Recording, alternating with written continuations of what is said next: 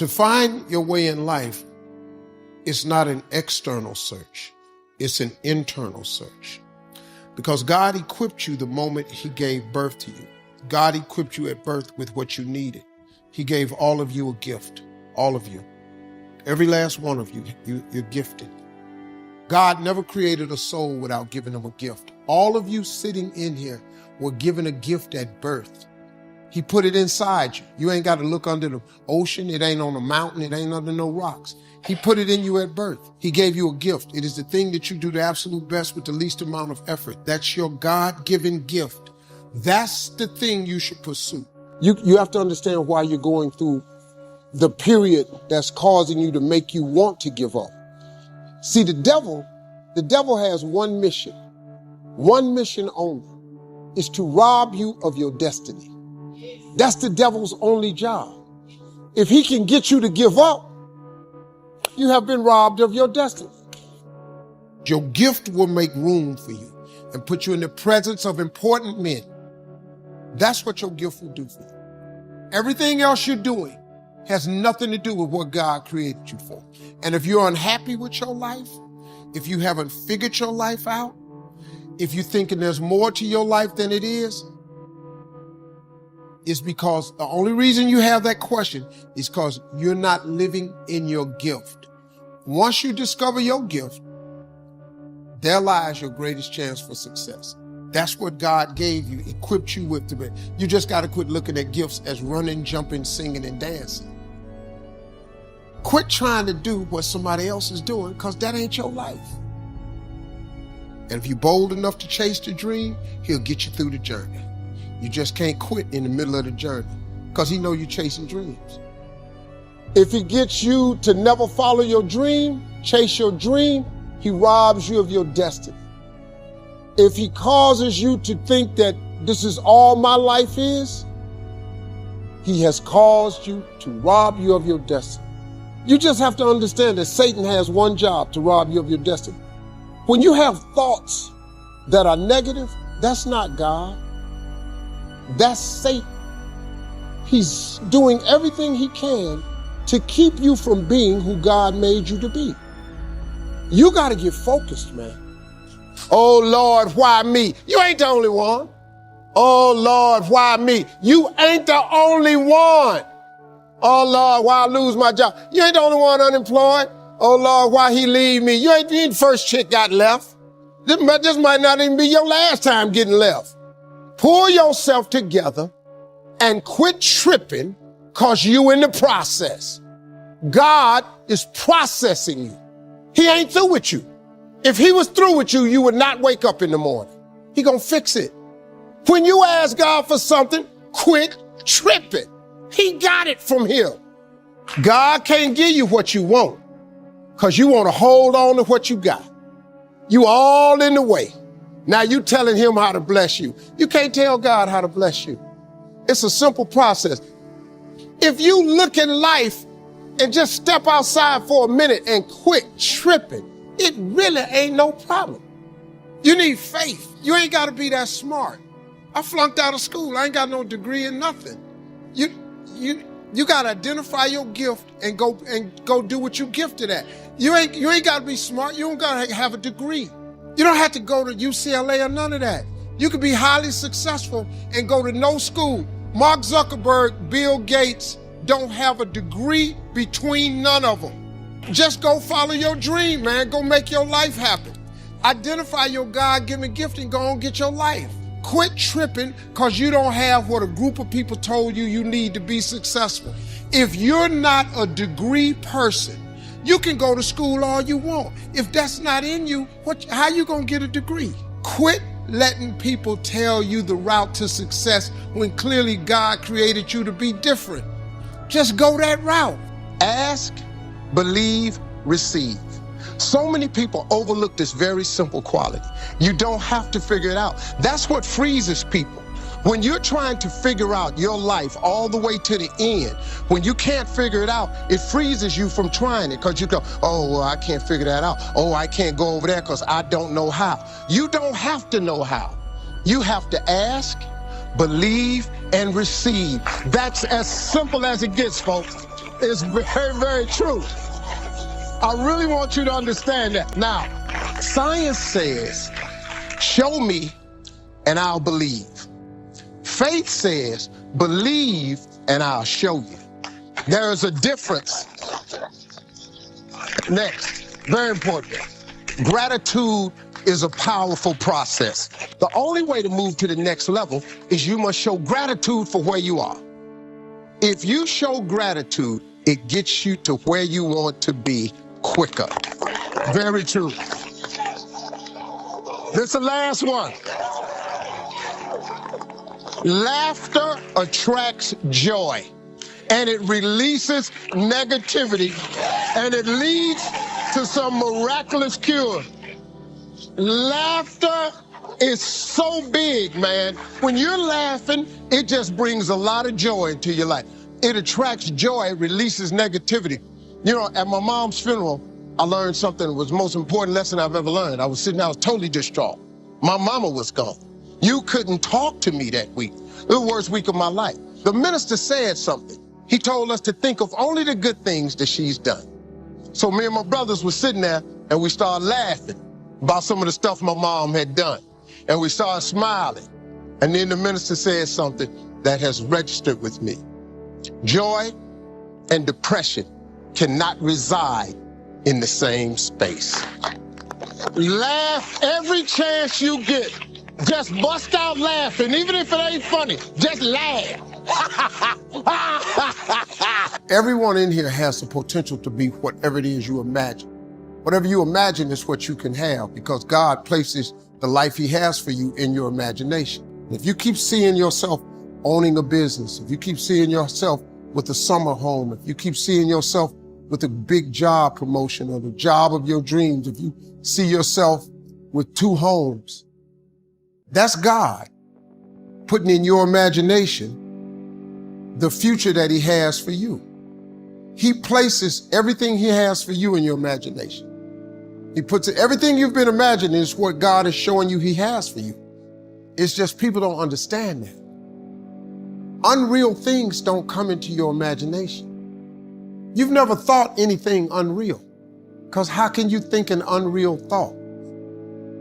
If you dream of being rich, don't play that off, because that's what God got for you. But now you have to pursue it. It's just the principles of success. You just got to adhere to it, because the law of attraction works. If you walk in the house, this is how it works. Whatever you put out, that's what comes in. You pick up your remote and you press the on button, you point it at the TV, guess what happens? So the law of attraction works. Whatever you emit from your remote control, the greatest remote control ever invented was your mind. Whatever you emit from that signal, that's what returns to you. That's how it works, man. This ain't no magic trick. If you want more people to smile at you, all you got to do is smile at more people. That's it. You want more people to shake your hand? All you got to do is stick your hand out in front of more people. Everybody ain't gonna shake your hand, but I bet you a whole lot more people will. Because you attract that. You think rich, you be rich. You think poor, your ass is poor. You ever heard a woman say, all men are dogs? You're gonna meet every last one of them. You ain't even gonna meet a good dude, because that's what you attracted. That's the signal you emitted from your remote control. So when I wake up in the morning, I only have great thoughts. I'm gonna have a great day. Thank you, Lord. Appreciate the day. I expect great things to happen to me. Even when something negative happens, all I gotta do is wait it out. Behind every moment of adversity, there's a lesson and a blessing. All you got to do is ride it out. It's gonna be tomorrow. And as long as you wake up, whatever happened yesterday, that's in the past. I'm telling you, man, all you got to do is think. If you think different, you be different. That's the trick. I ain't smarter than nobody in here. I just think a little bit different. I think big thoughts. I want to ask God for little stuff. I don't even waste his time with little stuff. I want to ask God for a little couple $100. Lord, I need another zero on my check. I don't even ask for zeros. I ask for commas. I want another comma. But now if you want a zero, just ask for the zero. Your brain is divided into 2 halves. Positive and negative, good and evil. It don't function on nothing else. Ain't no neutral ground in your brain. It's either positive and good or negative and evil. Each half of your brain has millions of factory workers on each side. You got 1 million factory workers on the positive side. You got 1 million factory workers on the negative side. At the forefront of each one of those factories in your brain is a foreman. You got foreman positive and you got foreman negative.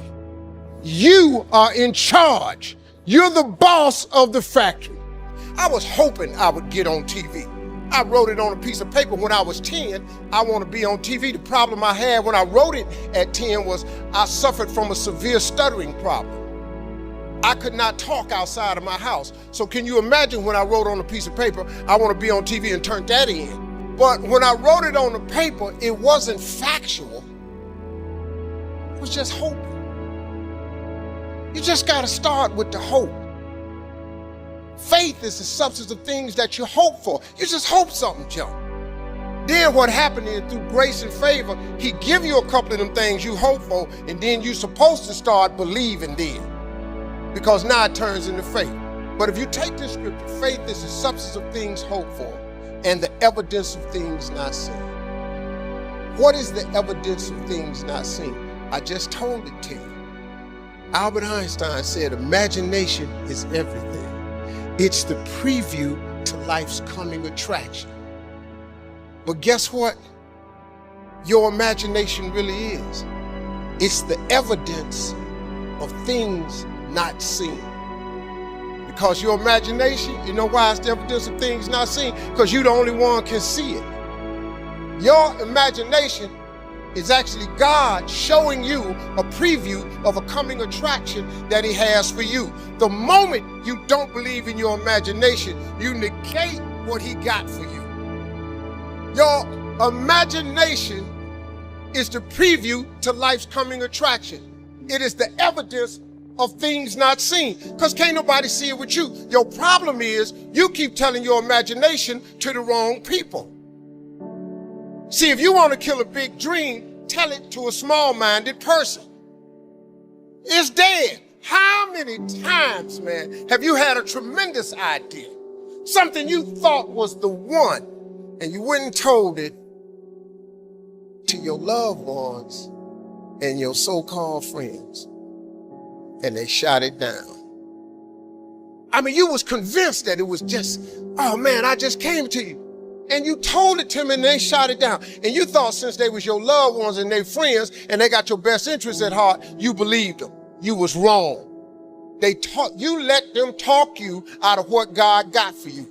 Some of y'all still sitting here with the ambition of opening a business one day, but you scared to go start the business because you got a job and you got bills. Rich people got bills. You're going to let the fact that you got some bills stop you from opening the business, the thing that God done put in your imagination? So you're going to squash that because you got bills. Everybody got bills. Your real life is in your imagination. See, if you think you're too old to make it, let me give you a prime example. Colonel Sanders. Colonel Sanders has been frying chicken his whole life. He was telling everybody he had the best chicken in the world. Ain't nobody believe him. They turned him down everywhere. Colonel Sanders didn't get a franchise till he was in his 60s. Kentucky Fried Chicken sell more chicken than anybody in the world today. So if you're sitting there thinking because you got a little gray on you, you too late, as long as God waking you up in the morning, that's the sign that he ain't through with you. So what you tripping for? You sitting up in here like God can't do nothing for you because you 60. You have not because you ask not. Do you know the difference that could make in your life? But you sit here and you take what you have, and it could be so much more if you would ask. See, you have not because you asked not. When the last time you really asked him for something? Or do you keep making requests that's inside the confines of your paycheck? When you gonna get outside of that? Didn't I just tell you God ain't in your paycheck? Didn't I just tell you he ain't in your job title? The life God got for you is in your imagination. Why you still imagining stuff? Why you keep dreaming of a summer home? Why you keep dreaming of retirement? I do not live my life in the confines of what anybody says to me. I let my imagination go, and now imagination is a preview to life's coming attraction. But what that really means is God showing you a preview of what he has for you. So now, if you have not because you ask not, do you understand if you up your ask, he has to up his give? Just period. This is simple stuff that anybody can apply, but you gotta ask for something. If you up your ask, he got to up his give, period. You have not because you ask not. How you can't get that from God? You know why? Because you ain't asking. You keep asking him for stuff that fit in your paycheck.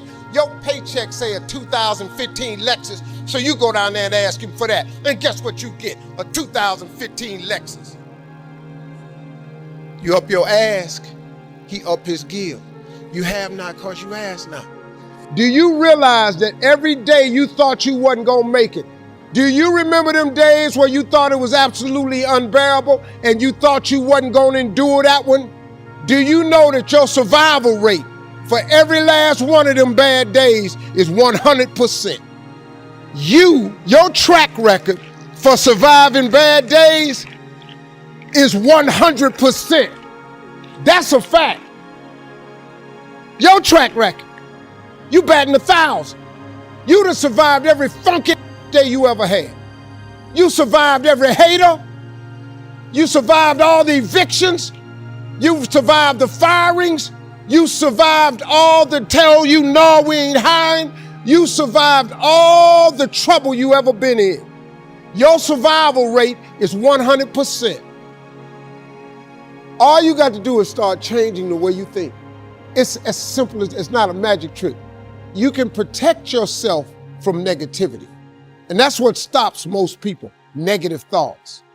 You can coat your mind from negativity. It's a real simple exercise to do. I do it every morning before I walk out the door. So I walk out as a positive person. You know, I get tired sometimes. That's different from being negative because I get mentally drained from my job at times. But to coat your mind from negativity, the way you can put a coating around your mind is with one simple thing: gratitude. Gratitude erases negativity. I'm gonna show you how this works. If you wake up in the morning and you start having negative thoughts, man, this ain't my day. I woke up on the wrong side of the bed. I'm tripping, I just don't feel myself. Every time you feel, in the middle of the day, if you feel yourself doing that, stop, just stop for a second. And start going over in your mind everything you have to be grateful for. Not everything you want, everything you already have, because what you have is substantial. You just haven't gone over the list and taken inventory in a long time. But the fact that you can walk, that's a blessing. The fact that you woke up, that's another blessing. The fact that you can see, think, reason, that's another blessing. The fact that you can go somewhere and get yourself something to eat, that's another blessing. The fact that you can go and turn the key and call someplace home, that's another blessing. The ability to dream is a blessing. The fact that you have an opportunity to get it right is another blessing. The fact that you're beautiful, that's another blessing. The fact that you have any measure of health, that's another blessing. And I'm just talking to you, I don't even know you. I could give you 50 things you ought to be grateful for right now. I don't even know you. Start coating your mind with gratitude. It'll change everything for you. I'm in the only profession there is no school for. You can't go to school for comedy. There's nothing available for comedy. You're either born this way or you're not. But you could go take lessons, and then, you know, you just got to get around the scene out here. It's hard. It takes a lot. Young people, you just got to understand. It takes a long time to make a lot of money. That's not how this works. It takes a long time to make a lot of money. It took me a long time, man. But there's joy in the process too. See, you got to enjoy the process. You got to be grateful when you're making 50,000. Then you got to be grateful when you get to 75,000. You got to be grateful at 80,000. A lot of people stay pissed off because they ain't a millionaire. But I got news for you. If you pissed off where you are right now, you'll never be a millionaire. You want me to tell you why? Because there is a principle of success that God requires our gratitude. The more you're grateful for, the more God will give you to be grateful for. God, he real smart. He got this system set up real smart. You can immediately increase your life by being grateful. Instead of complaining about what's going on. Man, I got to go to work today. Man, I got these kids. See, you asked for all this stuff. Remember when you wanted a job? Remember when you wanted a baby? Remember when you wanted to get the new car? Well, the new car comes with some bills. Well, remember when you wanted to get you a bigger place? You got the bigger place. It costs more money. You know what I learned? You can't cry about what's on your plate when your whole goal was to eat. And the moment you start showing God more gratitude, he'll give you more stuff because he's such a fair God. You know, what he do is he's not going to keep giving you stuff if what you got you can't handle already. So he ain't going to put no more on you than you can bear. So while you tripping about all you got to do, he said, well, let me quit giving him stuff to do because he already can't handle this here. You kill more blessings by not being grateful. That's the number one blessing blocker, lack of gratitude.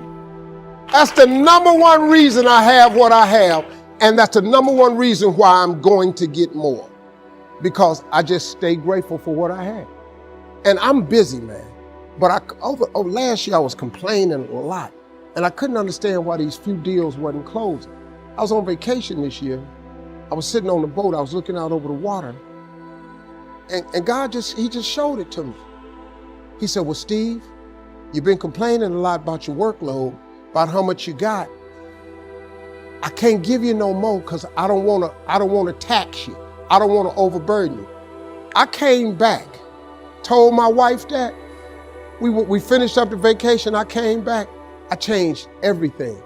I wake up every morning with nothing but gratitude, and I became more efficient. And I'm telling you right now, 2 of them deals, I signed 1 yesterday.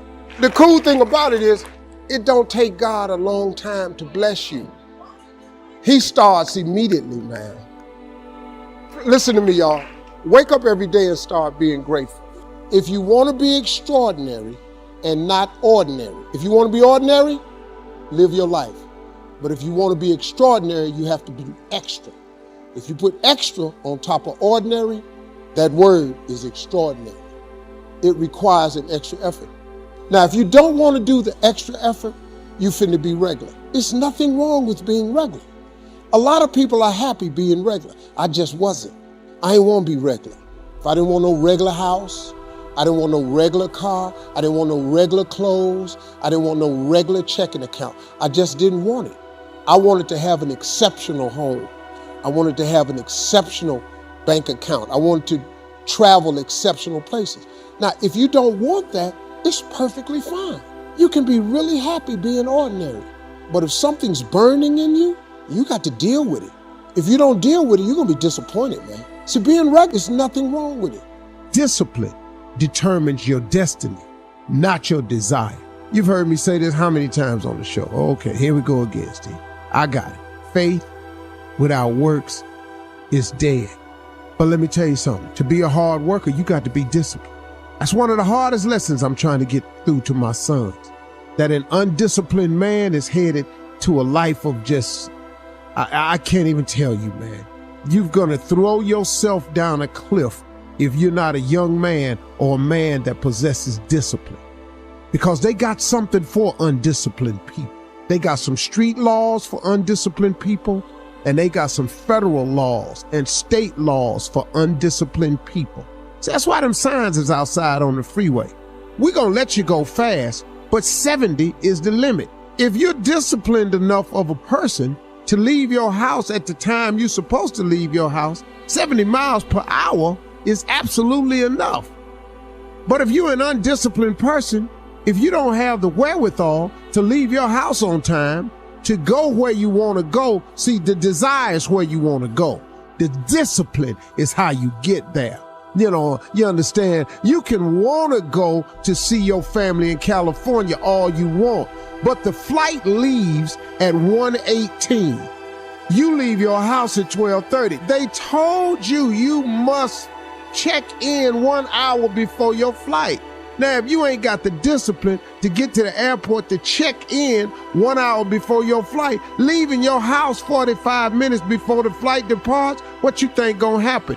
Your desire to go see your family in LA is going to be thwarted because you lack the discipline to prepare yourself and get yourself ready to do the things that you have to do to make your desires come true. I'm telling you, discipline determines your destiny, not your desire. You can write down a list of stuff you want to do all day, but if you don't produce and show the discipline necessary to get there, what you think gonna happen? Huh? Okay, I want to be rich. Okay, I want to make $400,000 a year. Okay, I want to be the best player that there is. Okay, but you don't want practice. See, the cat that's disciplined enough to show up at practice, that's shooting jumpers when everybody going home, that's the guy that's going to be the best. The guy that that's never late for practice, the guy that studied the playbook, that's the guy that's going to make it. That's the guy that's going to make it. Not the guy that's talking crack. Talking that smack. I'm going to make the Pro Bowl. I'm going to make the All-Star team. I'm going to be All-American.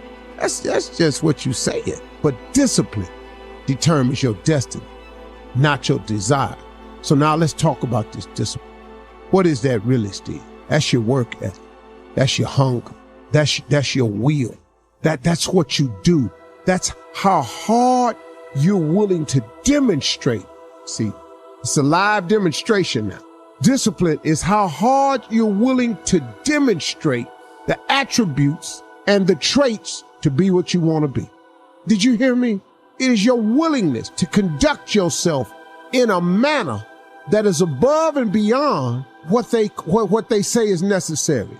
When you have a massive goal, something that's big, you must first make it something that not reaching it is unacceptable. Me not living my dream was unacceptable for me.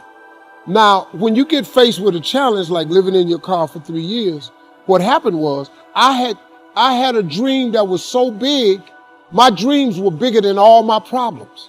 If your dreams aren't really big enough and your problems are bigger than your dreams, then your problems will be bigger than your dreams. But if your dreams are so big, I had no problem that I was not willing to endure to get to my dream. Now, the key, you said it though, was step by step. Remember this saying, inch by inch, anything's a cinch. Inch by inch. See, so you got to set incremental goals along the way. On your way to, let's say you want to be a millionaire, but let's say you only make $5,000 a year right now, but you want to be a millionaire. Then you have got to take whatever you did to make $5,000 and duplicate it so you can make 10. But when you make 10, that should be a minor celebration. Then when you make 20, that should be another minor celebration. Don't stay frustrated because you haven't reached the million, because it takes a long time to make $1 million. But let's just say you're making $250,000. There's another celebration you should have. So you have to enjoy the journey because the journey is not going to change. If you wait until you reach your goal to celebrate, it's mentally debilitating. So you have to have monumental steps along the way and just make inch by inch anything's a cinch. Set very doable goals as you're trying to reach the impossible thing. Listen, getting successful, whatever you consider successful, if it's rich, whatever, it's not a magic trick. It's not God picks certain people he'll make rich and certain people he don't. The power of choice. You have a say-so in that. You can decide to be rich, and with God's help, it's highly doable. But you first have to think it. The difference between successful people and non-successful people is here. I'm no better than none of y'all. I'm not a better person than you. If you want to be successful, you have to change this. It's not, what makes it hard is your lack of belief that it can happen for you. The fact of it is, though, it's very doable.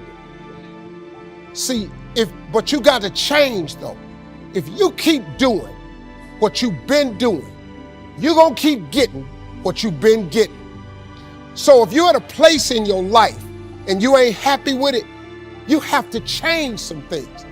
But you have to make a conscientious decision that you're going to change. And it's not dependent on anybody else. It don't matter what your mama think. It don't matter what your coworkers think. It don't matter what your siblings think. It don't matter what your children think. It don't matter. They have nothing to do with it. This decision is yours and yours alone. It's two people born in a hospital every day.